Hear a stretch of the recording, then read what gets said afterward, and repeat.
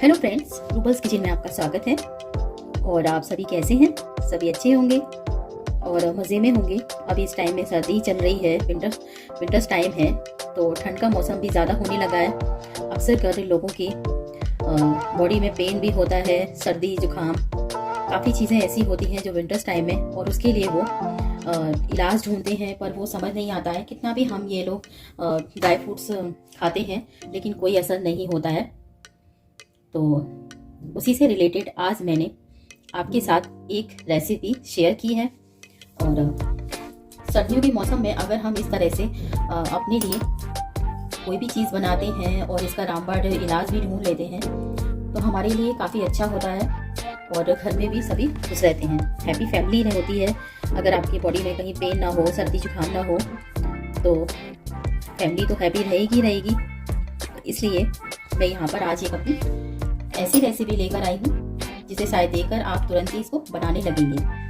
तो मैं बता देती हूँ कि ये सर्दियों के लिए रामबाण इलाज हमारे लिए क्या है और हम किस तरह से इसको बनाएंगे। तो चलिए देर न करते हुए मैं इस रेसिपी को स्टार्ट करती हूँ। तो मैंने यहाँ पर सबसे पहले लिए है पॉपी सीड्स, पोस्त दाना। इसमें है मस्कमेलन सीड्स और इसमें सनफ्लावर सीड्स और मस्कमेलन सीड्स है।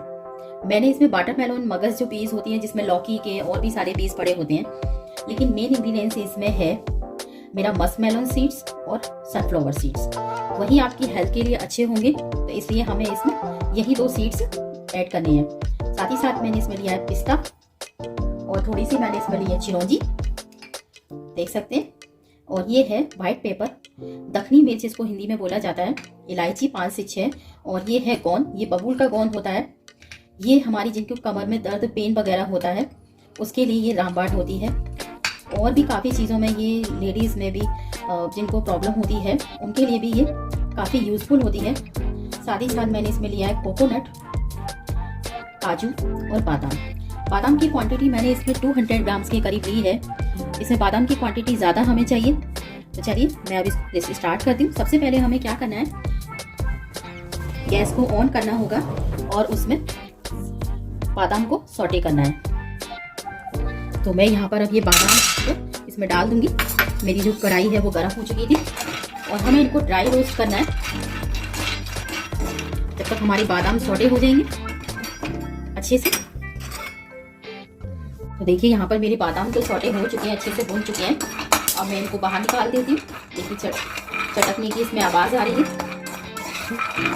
कुछ तो बादाम मेरी फट चुके हैं, काफ़ी अच्छे भुने हुए हैं। अब मैं इनको बाहर निकाल लेती हूँ।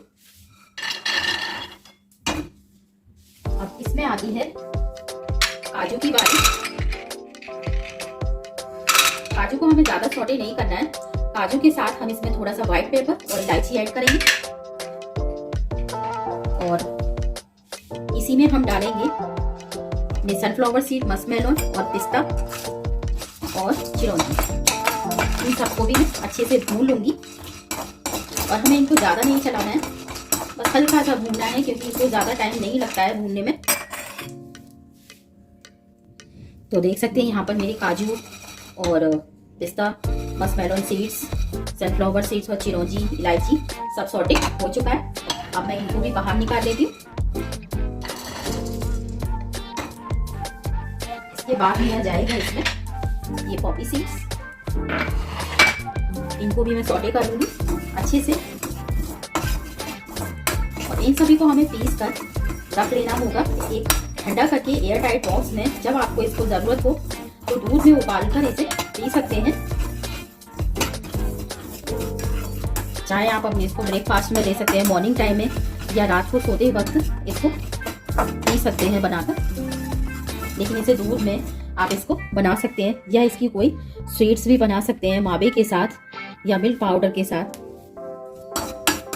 या इसी तरह से इसकी गिरी बना सकते हैं। तो देखिए पॉपी सीड्स को तो ज़्यादा टाइम नहीं लगता है भुनने में, और कढ़ाई भी काफ़ी गर्म है, तो उसकी हीटिंग से भी ये अच्छे से रोस्ट हो जाते हैं। मैंने पॉपी सीड्स को निकाल ली है। अब आती है इसमें कोकोनट की बारी। कोकोनट को भी हमें ड्राई रोस्ट ही करना होगा। हमें इसमें घी या कुछ और ऑयल वगैरह कुछ भी यूज़ नहीं करना है, क्योंकि हम इसे दूध में ऐड कर रहे हैं। जो हम बॉन भूनेंगे सिर्फ उसी में थोड़ा सा हमें घी डालना होगा, नहीं तो हम उसको भी ड्राई रोस्ट ही कर लेंगे। बल्कि ये पाउडर जो है हमारी आंखों के लिए भी बहुत अच्छा होता है, और जिनको डायबिटीज़ है उनके लिए भी ये रामबाण है, क्योंकि एक इम्यूनिटी बूस्ट भी करता है साथ ही साथ ही। जिनको डायबिटीज़ होती है उनके लिए भी ये थोड़ा सा कंट्रोल करता है, क्योंकि मैंने इसमें ऐसी चीज़ें यूज़ करनी होती हैं जो जिनको डायबिटीज़ है उनको बॉडी में ताकत मिलती है इसे खाने से। ये डायबिटीज़ पेशेंट तो ज़्यादातर कोई फैट नहीं ले सकते हैं, मीठा नहीं ले सकते हैं, लेकिन थोड़ा बहुत वो ड्राई फ्रूट्स खा सकते हैं क्योंकि लो कैलोरीज होती है।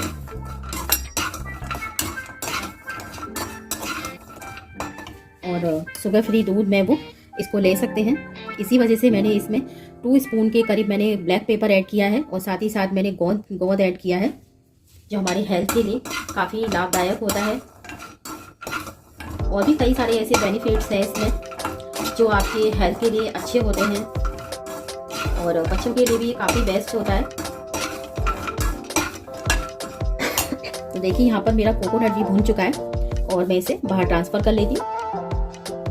अब आती है इसमें गोंद की बारी। गोंद को भी हम इसी तरह से सौटे करेंगे, और हमें इसमें घी नहीं डालना है। अगर ज़रूरत है तभी हम इसमें जरा सा घी डालेंगे। पहले पूरी तरह से इसको भून लेंगे इसी तरह से ड्राई रोस्ट। तो देखिए थोड़ा थोड़ा ये वाइट होता जा रहा है, तो हमें इसमें घी की ज़रूरत नहीं पड़ेगी। और अगर आप डालना चाहते हैं, बहुत लोग दूध में घी वगैरह पसंद करते हैं, तो वो इसमें घी डाल सकते हैं, पर मैं इसमें घी नहीं डाल रही हूँ, क्योंकि देखिए इसी तरह से ये वाइट होता जा रहा है, सौटे होता जा रहा है, तो मुझे इसमें घी डालने की ज़रूरत नहीं है। तो देख सकते हैं यहाँ पर मेरा जो मैंने गोंद लिया था वो भी भून चुका है अच्छे से, और देखिए फूलकर कितना बड़ा भी हो गया, और ये हल्का भी हो चुका है। अब हम इसकी आती है फ्लेम बंद करने की बारी। अब आती है इनको पीसने की बारी। तो सबसे पहले मैं यहाँ पर डालूंगी, तो पीसने की बारी आती है, तो सबसे पहले जाएगा इसमें कोकोनट।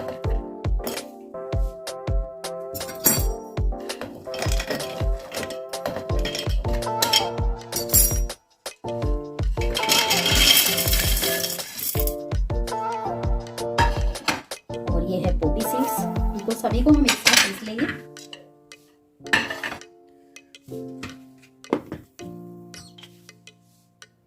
तो देख सकते हैं कि ये मेरा पिस चुका है, इस तरह से पूरा मसाला तैयार हो चुका है। और अब हम इसे किसी भी एयर टाइट बॉक्स में इसको प्रिजर्व करके रख सकते हैं। जब आपका मन चाहे तभी आप इसको निकालें, और दूध में या लड्डू बनाकर या इसकी बर्फी बनाकर या हलवा बनाकर इसका तो खा सकते हैं। तो मैं आज इसको दूध में बनाकर दिखाती हूँ कि दूध में हम इसे किस तरह से बनाते हैं। तो देख सकते हैं यहाँ पर मेरा ये दूध जो है ये बॉयल हो चुका है, और लगभग हम इसमें 1 स्पून के करीब, ये वाली जो हमारी चम्मच है ये मैं बना रही हूँ 2 ग्लास के करीब, 1 चम्मच के करीब ये इसमें पड़ जाएगा। और इसको अच्छे से चला लेंगे, और लगभग 5 मिनट तक इसको हम उबलने देंगे इसी तरह से।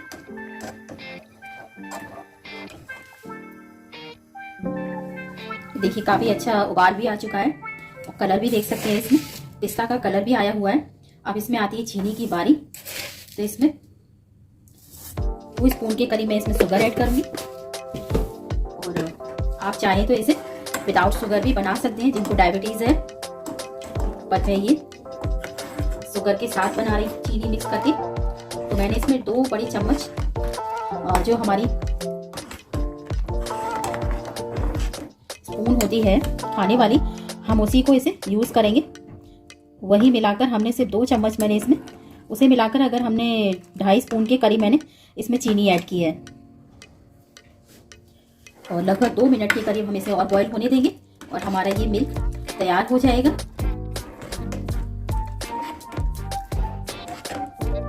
रामबाण इलाज के लिए हमारा ये दूध बनकर रेडी हो चुका है, और मैं इसे ग्लास में सर्व कर लेती हूँ। देखिए दूध तो तैयार हो चुका है। अब हम फ्लेम को ऑफ कर देंगे और हल्का सा ठंडा होने के बाद मैं इसे दिखाती हूँ कि ये कितना थिक बनता है, गाढ़ा बनता है और कितना अच्छा बनके रेडी होगा ये। तो देख सकते हैं यहाँ पर मेरा ये जो मिल्क है वो तैयार हो चुका है और इसमें थोड़ी सी केसर डाल देंगे। गरम दूध है और यहाँ पर कुछ पिस्ता है।